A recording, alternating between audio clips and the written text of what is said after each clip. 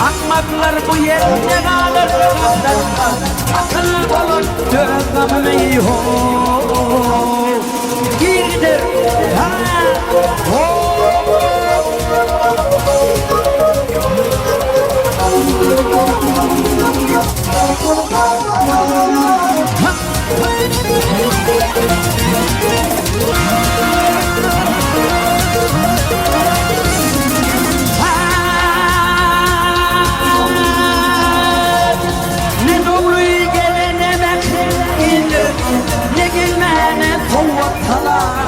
Öldürdüm.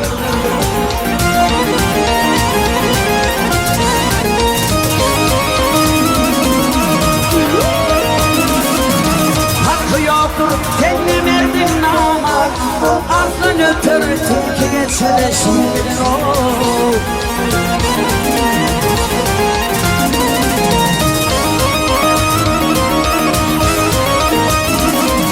Mağıtımı alıp görüştü bile daraşma Hayır koyun şer işlere bulaşma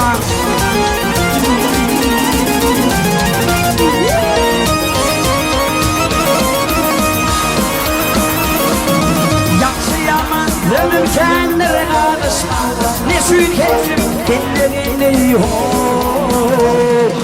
Bir gider ha o yere